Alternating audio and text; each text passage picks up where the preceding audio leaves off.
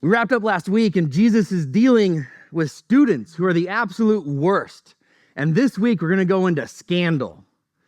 This week, it is scandal part 1. Jesus has the absolute worst students.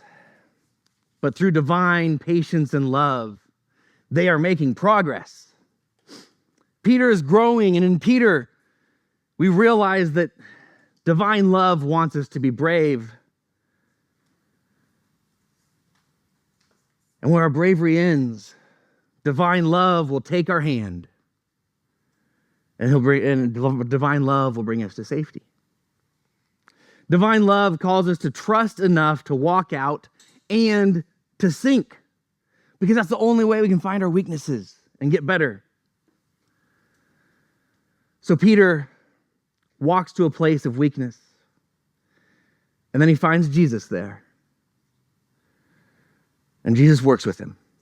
They talk about what happened as Jesus gets Peter back to the boat, and they sail on to their port. With this, we read the closing verses in Matthew 14, 34 to 36. And when they had crossed over, they came to land at Gennesaret. Sure, we'll say that's what it's called, but we'll say that's how you pronounce it. After the people of that place recognized him, they recognized Jesus, they sent word to the whole surrounding region, and people brought all who were sick to him.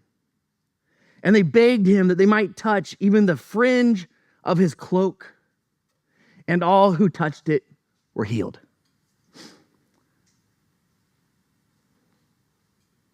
We're going to pick up this week to begin looking at 3 important ideas in the context of this passage. Beginning with spiritual life and healing. Spiritual life and healing. We see it here in Matthew 14, and we saw it as we are called back to another event in Matthew 9, that we have connected between a tassel on Jesus' clothing and a woman who's seeking to touch it for healing. You may remember this if you were with us through the Gospels, through the Gospel to this point. As the story goes, Jesus is on his way to heal a dead girl. When the dying woman with a bleeding condition comes to touch the tassel of Jesus' clothing, believing it could heal her, the tassel was a symbol of the old, the law. And Matthew makes it clear that she was wrong. She touches the tassel and she isn't fixed.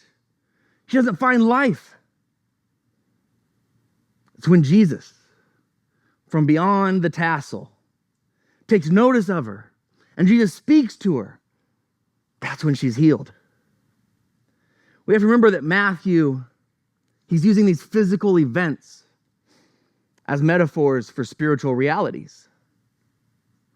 The dying woman sought to find life and healing with the tassel of the law. She reflects the spiritually dying who are seeking spiritual life in law, but it isn't to be found there. It's found in Jesus. Matthew wants us to know that the meaning of this miracle is that spiritual life, spiritual healing, it doesn't come from the law. It's found in direct contact with our Creator, the unconditional, loving, agape God enfleshed in Jesus. So that's the first tassel. Healing is in Jesus, not the law, or what we might even call today religiosity. So now we go back to the second tassel miracle. And we keep in mind that Matthew's using miracles as metaphors for us to see something deeper at play. But what the heck are we supposed to see here? The last woman wasn't healed when she touched the tassel, the symbol of the old. But now people are being healed by the tassel, the symbol of the old, the symbol of the law. What's happening? Fortunately, we are finding Matthew to be a very detailed writer, and he gives us very important details that can clue us in on what's happening. Matthew could have simply mentioned an order of events. In this case, that the sick people were coming. They were touching the tassel, and they were healed. But Matthew makes sure that we see an extra step in here. An extra step that the first woman didn't do. They come and they meet Jesus. And it's through interacting with Jesus first that they then approach the tassel of the law second. And they find something of value there, something healing. And we realize they are the metaphor for being able to find the treasure in the old. They find spiritual healing, spiritual life. And we can go, what did Jesus just say a little bit ago of the experts of the old? The experts of the old law. What did he say? He said, if you will become students again and come to the kingdom first, and then reapproach the old, now from me and from the kingdom, then you will pull all kinds of treasure out of the old, out of the law. In the metaphors of Matthew's 2 tassel miracles, here is what we find. In the first case, God is found beyond the law, beyond the old, in reaching for the old rules, regulations, and perceptions. This woman found God in healing beyond where she thought she would find it. But those things of religion did serve to draw her in the right direction. She just had to learn where life was actually to be found, beyond the decorative. Life was in the real, living Creator. It works this way for many people. Through religion, they seek and they find God. Doesn't work for everybody, but for many it does. In the second tassel miracle, people first encounter the Creator, Jesus, and then they move to the law and to religion. It's from Jesus that they start their engagement. Notice that they're coming in the opposite direction of the dying woman. The first woman went tassel to Jesus, and Matthew made clear that there is no healing and no life in the law and religion when you come from that direction. But in the second case, when you go Jesus to tassel, Jesus to law, Jesus to religion, somehow, by coming through Jesus, we can then come to what is old, what is law, what is religion. We can come to it and we can find things of spiritual life and healing in there. I'll share next week of an example of how this works.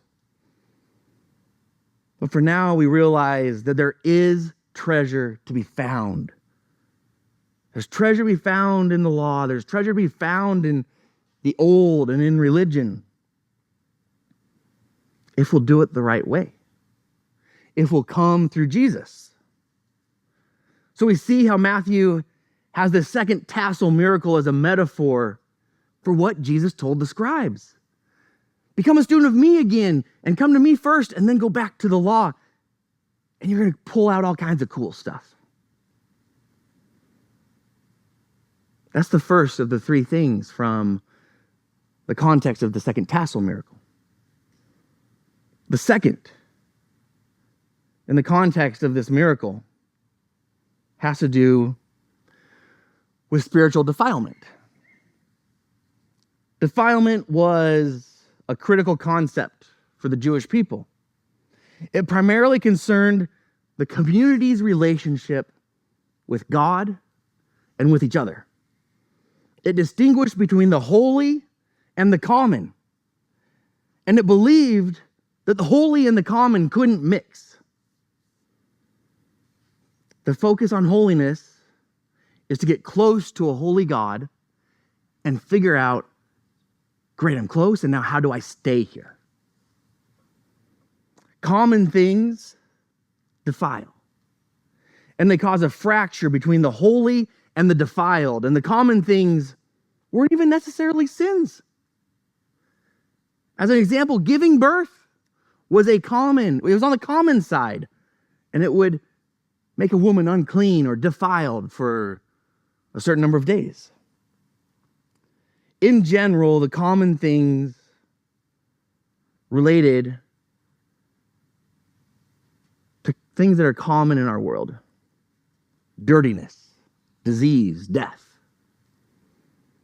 And coming into contact with a common thing and being defiled by it was like having this cloud of defilement resting upon you. Think Pigpen from Snoopy. You carried this cloud of defilement around you. And the primary concern with defilement was communal infection. Defilement was understood as a contagion that could spread to others. And it would fracture a community. It would fracture a community from each other, and it would fracture a community from God. So if you were defiled, you were then communally excluded. Sometimes you were excluded to the point of death to prevent the spread of defilement. That's the 30,000-foot overview that we need so that we can understand things today. And specifically what we need to understand, we need to understand that defilement was primarily seen as a threat to community. Well, the topic of defilement came up in the first tassel event.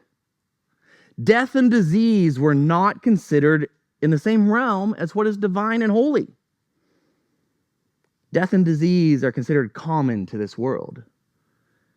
And it was believed that you could not come in contact with death and disease and stay in contact with holiness, with a God of life and health.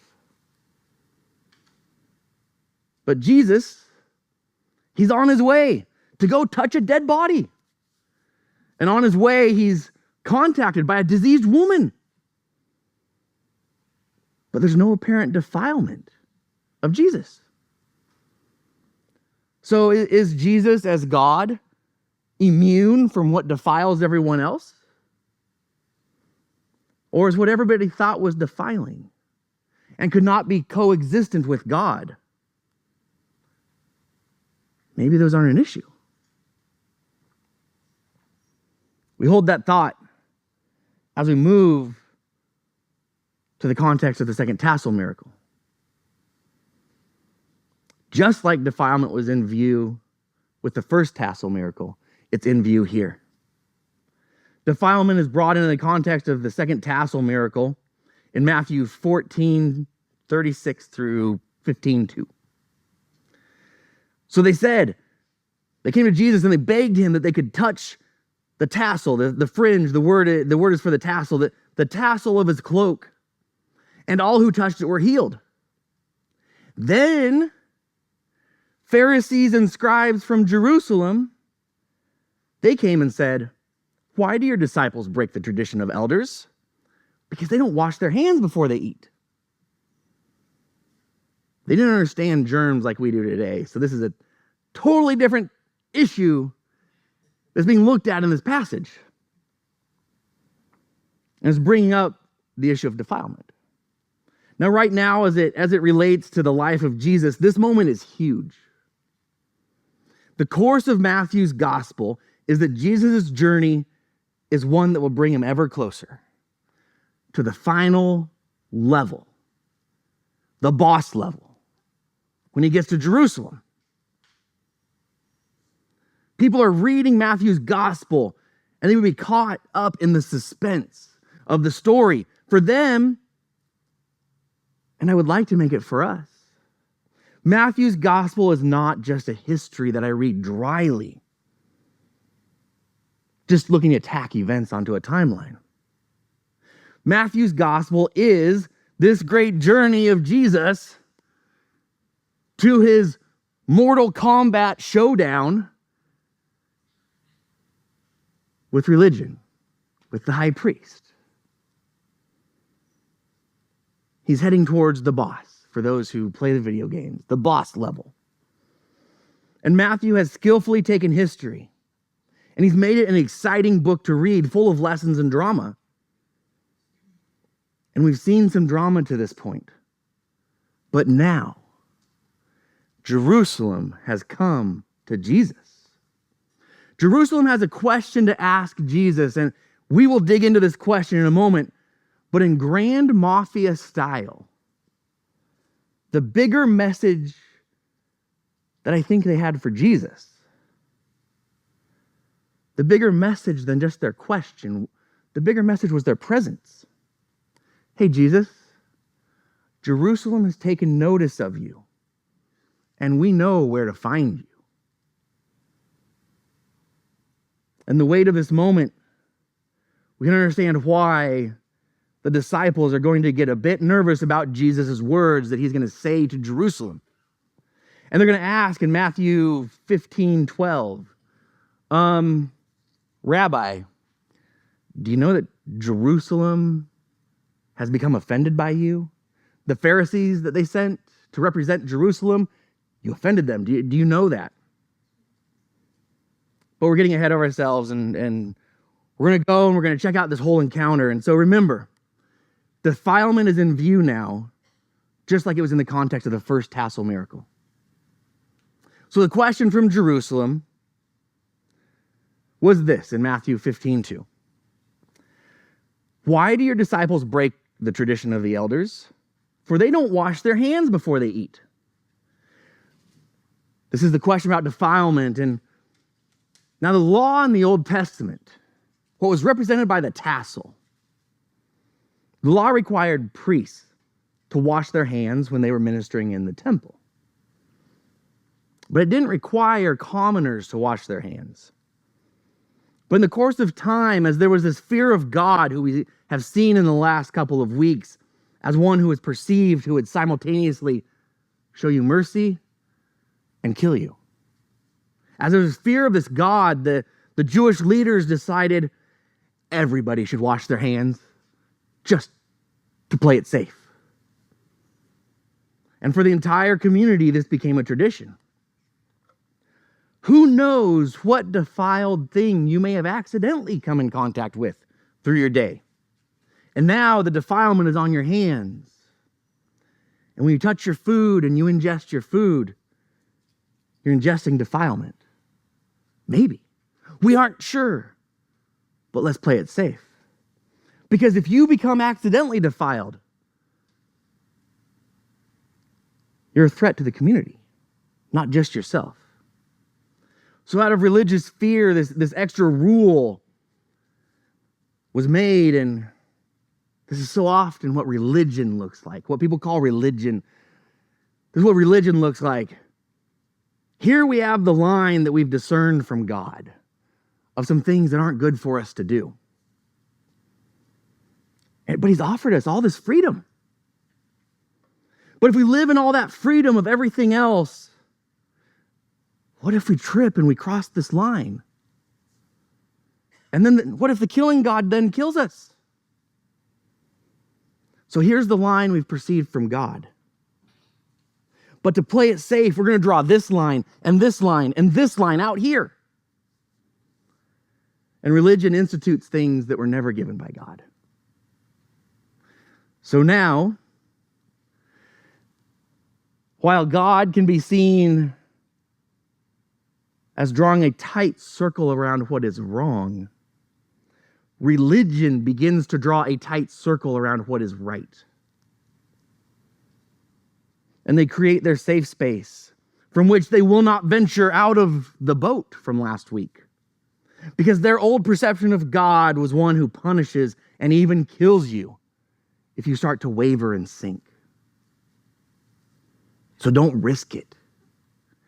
We don't want to risk, so let's draw that circle really tight on what's right, on what we should do.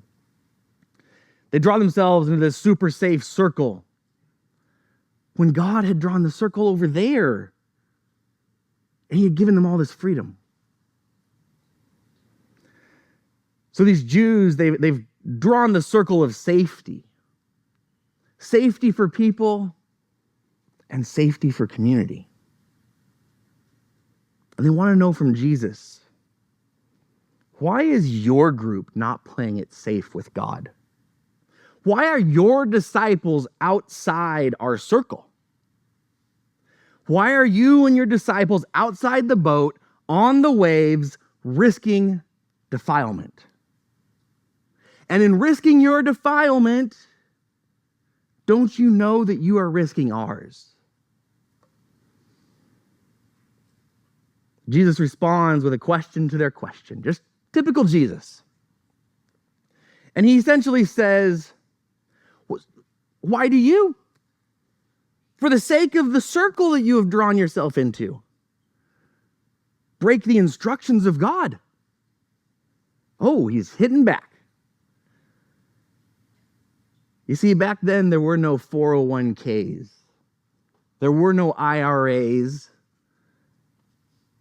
There were no retirement communities for when mom and dad got old and needed someone to take care of them. What would happen is that they would have to come to their kids and rely on them for care in their old age. That was the retirement plan. But somebody would vow everything they had and everything they ever would have to God at some point. It's an act of religious zeal, youthful ignorance. We don't know why, but they would make this vow to God. And later, this person's parents would become elderly. And they would come to them and they would ask for help. They would say, it's time for us to retire. And you're our retirement plan. Like the hand washing, God had never commanded people to vow all their stuff to him. This was just something that seems to have happened as an extra precaution, possibly, to living in greater holiness and safety.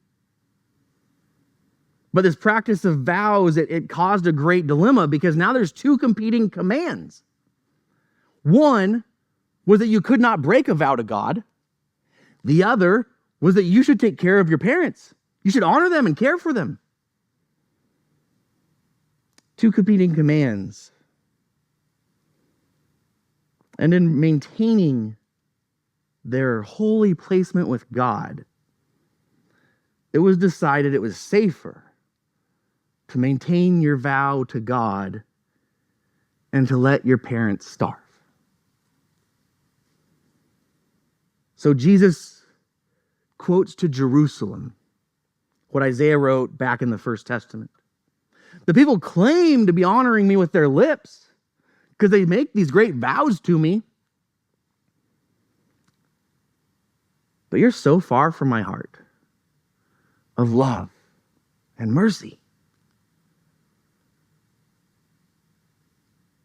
And the crowd is invested in what Jesus is saying here. This is a David and Goliath battle. A podunk rabbi from the country is in a showdown with some upper management from the center of religious sophistication. So we read Jesus continuing. He tells them, you teach human precepts. You are mandating human teachings as if they are divine instructions. And Jesus says to the crowd, hey, everybody, come on, gather round. Let me give you some divine instruction. And Jesus highlights what he's about to say. And he tells the crowd, you need to listen. You need to listen to this and you need to understand this. And on these words,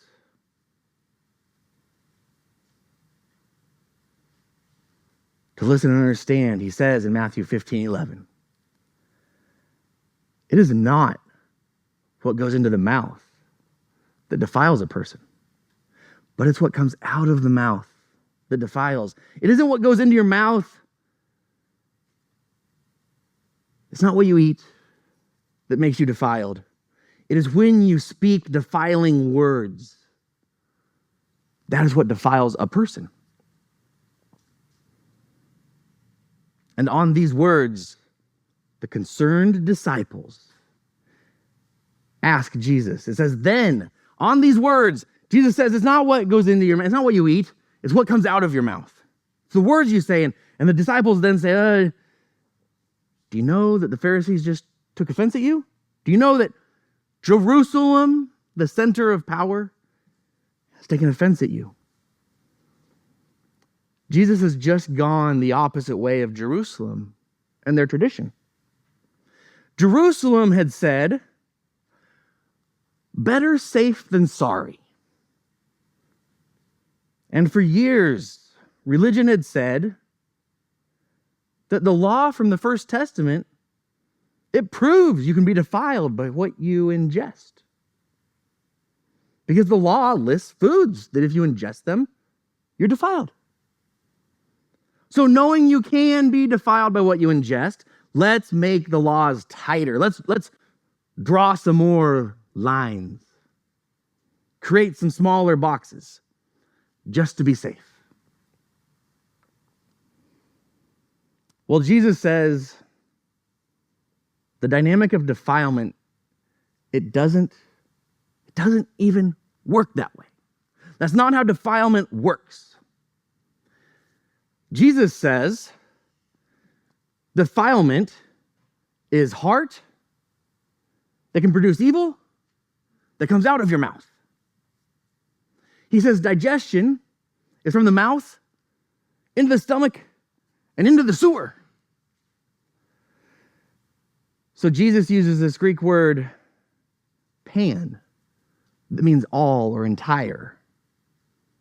And Jesus says that out of the entire food supply, out of all the food, it is impossible that any food can defile you by its consumption. He said the physics don't work that way.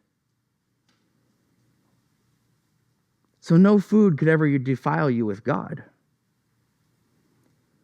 And more importantly, then, what you eat. And if you wash your hands to try to remove defilement,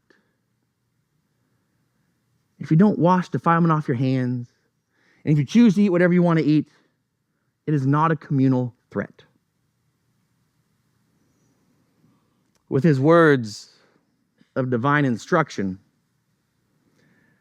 Jesus is not only erasing their extra lines of safety from an angry God, he's now erasing the original line. And the implications of this is fully understood by those who came from Jerusalem. In the Greek, when the disciples say, do you realize you have offended Jerusalem?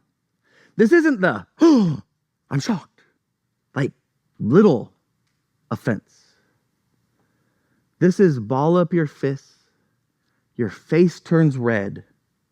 This is a slap in the face offense. The word the disciples use comes from the Greek word that we get our English scandal. We get our English word scandal, and so this would have been the headlines in Jerusalem. It's more accurate than just the word offense to say that the disciples are telling Jesus, Jerusalem is appalled at your words. What Jesus has said here is a scandal that strikes at the core of Jerusalem and the history that Jerusalem is built upon. And the disciples are saying, Jesus, do you realize you have scandalized Jerusalem? You have put them on blast. Not only have you spoken against their hand washing, that was a doubling down into safety, you're now denying that the original law even worked the way they thought it did. Because you're saying defilement doesn't even work through food. You're saying that what gets ingested through your mouth can't defile. And Moses said the opposite. It's in this moment that the readers reading the book, they wouldn't have been able to put Matthew's gospel down. They would have lit another candle to keep reading. Just like us, when we have a good book, or we're in the middle of a TV series, and it ends in that high-stake moment where you're like, okay, how much sleep can I get if I watch another episode? In this moment, as we can say today, it's on like Donkey Kong between Jesus and Jerusalem. It's a high-stakes moment. But it's here that we have to stop the action for the week. For those who might be trying to figure out what to do with today, and this is a new idea, know that this isn't a new idea to the historical church, or even a new idea to a significant portion of today's church. And know that what looks one way today in the drama that Matthew is playing out is going to build to a climax, only to swing back the other way in a couple chapters. We'll bring in the Apostle Paul's thoughts too in a couple chapters. But right now, right here, Jesus is pressed back against those who would hold onto the tassel with a death grip and not allow themselves to be carried further to their Creator. We will get the full picture, but for now, we're going to take Jesus' words in Matthew 15:18. And a crucial lesson for any of us at any time, even more in our current political environment. It says, but what comes out of the mouth proceeds from the heart, and that's what defiles. The trap is to read this idea of defilement from the perspective of an individual that is obsessed with their own sin, when the primary worry of Scripture is communal. Defilement, as I said, is mostly considered as that thing that introduces rot into a group, and it will fracture and destroy community. And Jesus' answer is a communal answer. It's not a personal answer. Jesus doesn't actually say, it's not what goes into your mouth that defiles you, but what comes out of your mouth is what defiles you. He doesn't use the explicit word you. In the Greek, it translates to the vague, to the vague English of the person, a person.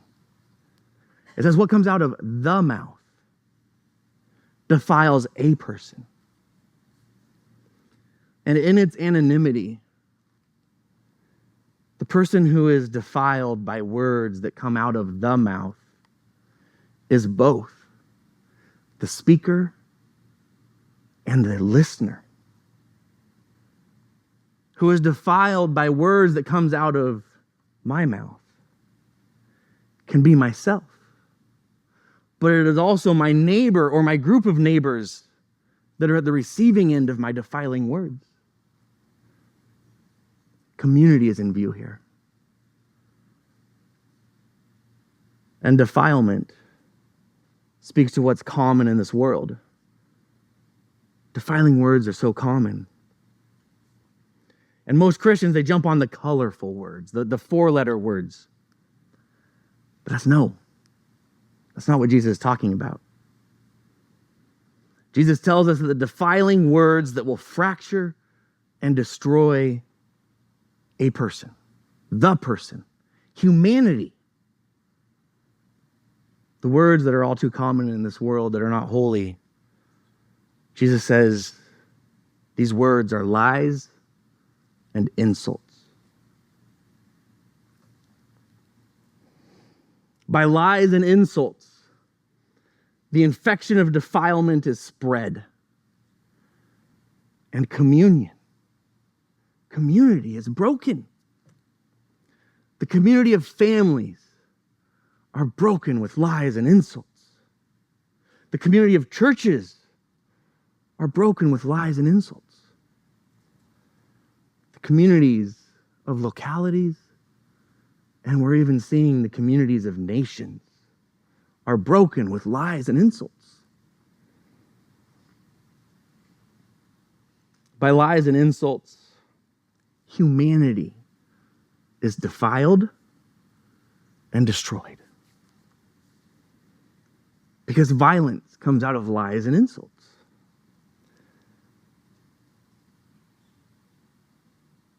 The insult to a person, the lie about a person, that their history, their struggles, their pains, their cares, their entire being, the lie and the insult is that they can be wrapped up into a single label other than the word human.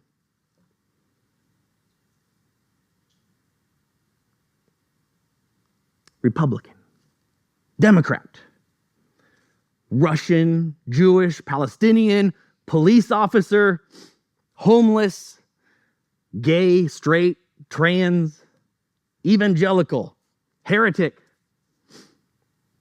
black, white, Hispanic, Christian, Muslim, Hindu, atheist,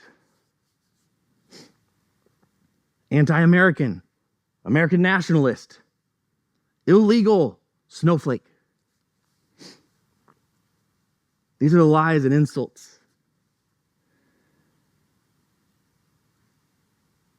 that make someone other than human.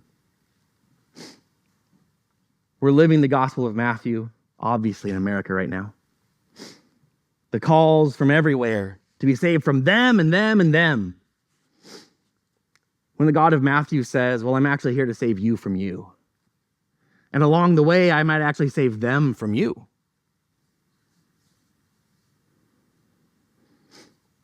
I've treated myself terribly. And often I still do. And to save me from me, I believe that God gave his body up to show his love for me, even when I failed to love myself. And I've treated other people horribly. Used to be a violent person. And I believe that my God came and bled to show me he is at peace with me even when I treat his name violently, so that I can then learn peace to others.